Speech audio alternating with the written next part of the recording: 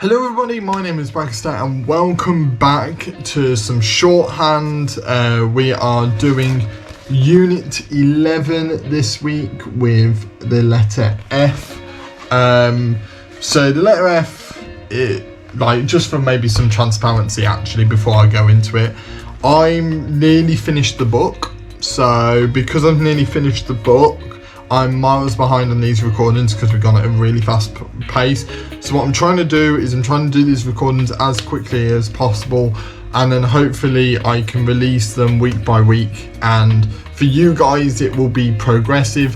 For me it will be a massive block of recordings, like trying to record them as quickly as possible for them to come out. Anyway, enough of me blabbering, but we've got the letter F where there's a lot of F blends, so they blend well with other letters. So they blend well with R, F, L. They also blend really well with M's, or another good one. W's are a decent one that they can blend with. But the difference is like R's and L's, they blend really well with, and you have to do that. You have to. There's no choice. With the blending with M's and W's, there's a choice. So you got different options, and that's purely based on what you prefer. Do you prefer the F hanging off, or do you prefer it blending with the outline? Now, right now it might not seem that bad, but once you start adding the circular B's and the S's, it can get confusing. And personally for me, I prefer it to hang off. I don't prefer to blend it. It just depends really. It really does depend on what you find more natural to do. So try both ways, see which one feels more natural and which one flows better, and then practice that one, because the others, honestly, it won't be worth it. Then we had exercise 11.1, where if I move over to exercise 11.1, I did reasonably well again. This time I didn't. The only bit I got wrong was namings. Names are really difficult. So when it comes to names, you're just gonna have to guess. Usually 9 times out of 10, in context, you'll understand it. You'll understand the name is in when you're writing it down, because you'll remember what name was said to you, because obviously it's all about dictations. It's not on passages. It's not like languages where you have a passage and you just base it off of that. It's not like that. So when it comes to that, you've got to just remember those names and then you'll transcribe it. Or, as my shorthand lecturers told me, in the real world, sometimes you might actually write the name out. If you've got enough time, you might write the name out, or you might already have it written down on your page, so you can maybe shorten it to an actual letter. So in this case it was Fred, so you might already know that you're going to talk to Fred, so you might just write F and abbreviate it. But we'll get to abbreviations, I think, come in Unit 18. So we'll get to those when we get to those. We rejigged a few things. She wanted to do the abbreviations, numbers, days of the week and months and etc. all at the same time, just because they offer up more passages, because a lot of passages will include those. So it meant that when we practice dictations, she doesn't have to rule out as many passages. But yeah, so when it comes to names, you'll get used to those. Obviously right now you'll probably get them wrong almost every single time. Do not worry about that whatsoever. Then we've got the fullness, lessness, looseness, basically a bunch of word endings. These word endings are either an F on a downward ow, you've got FLS for fullness, and then you've got LS disjoined for lessness and looseness. Now, word endings are really useful. Really hammer home these word endings. Really try your best to hammer them home, because trust me, they are so useful. They are invaluable. Word endings are really invaluable. Then we get to self, a bunch of self stuff. So they're at the bottom there, and then they continue at the top here.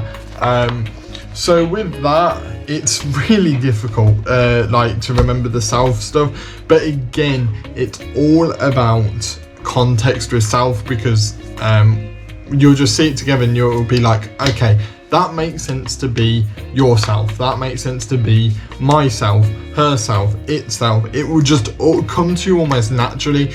To be honest, those are probably easier than word endings, although it's technically a word ending itself. It's probably easier, to be honest, because you'll recognize it a lot quicker, because it will just stand out to you as being weird. Then we got to exercise 11.2. How did I do on it? 11.2. 11.2 again, did decently, got the majority correct again. Obviously some of you might not get that. If you don't, as I've mentioned a few times, a little pad full of all the little outlines that you get wrong at the end of the week of learning. Rewrite those in your main pad, write those in your main pad, and then once you've done that, obviously it will sink in a little bit better. It's all about that. It's all about trying to get it to sink in, and that only comes from repetition, but you don't repeat it just on that day, you repeat it over multiple days. That's why I write it down. Obviously when I get it wrong, I rewrite it, then I get it in my book, I rewrite, because you write it initially, right? Then you realise, oh, that's wrong, so it goes in your head, okay, that's wrong, it's not this, it's this. Then you write it again in your pad, clean as a whistle, on its standing out on its own, and then with the whatever word it is next to it. And then a week later you come back, you write it all down at the weekend or something, because you might want some downtime, so but you still need to keep it with shorthand. So the best thing to do, have that downtime, keep it with the shorthand on the weekend, and then like just do like the special outlines and stuff on those weekends. That's always a good idea to do. That's what I found really worked for me, and it's kept that work and life balance a little bit easier. But yeah, so exercise 11.2 is decent, and you know, there's nothing glaring to me that says I need to point out this and need to point out how this went. Hopefully you guys managed to get a few of those wrong. Then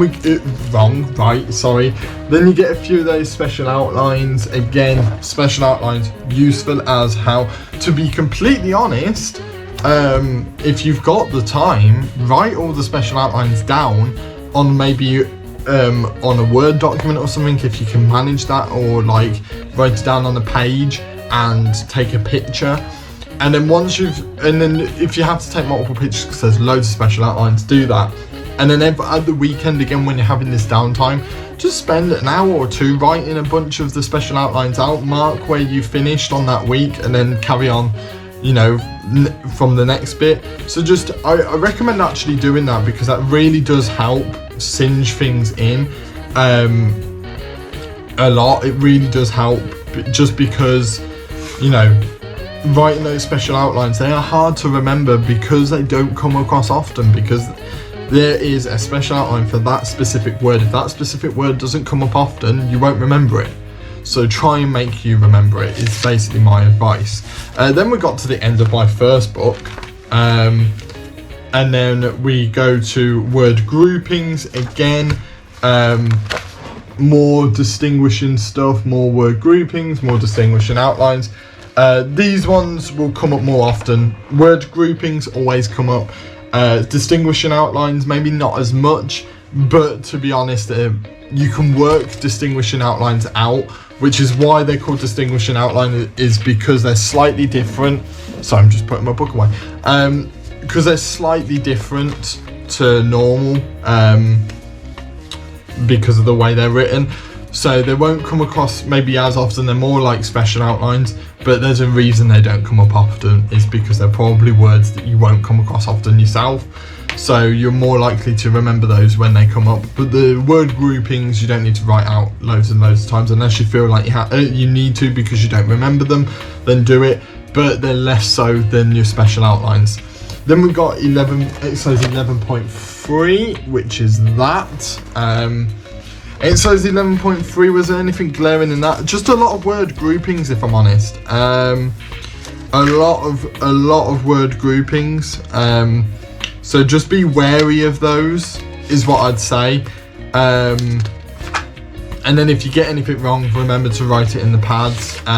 Even word groupings, if you get the words grouping wrong, write them in the pad, because word groupings, although while you're at a slow speed now, if you're listening to dictations, you might be at really slow speed.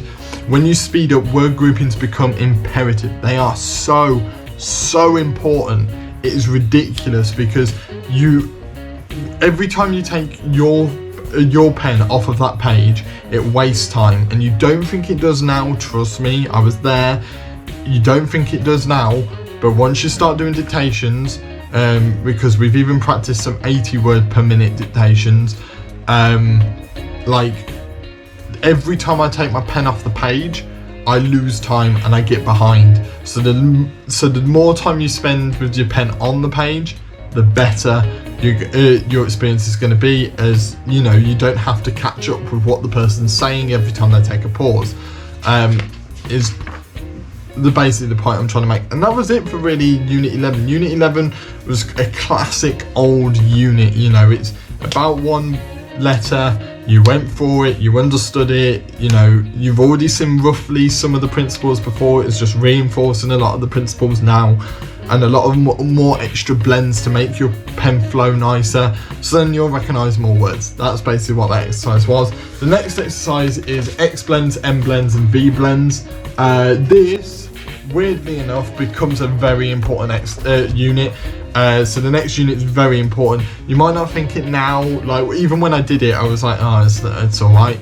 It becomes hella important in the future. So once you get to further units, you'll come across X blends, M blends and V blends very, very often in either word groupings or distinguishing outlines, special outlines, etc, etc. So we'll get to that in the next video.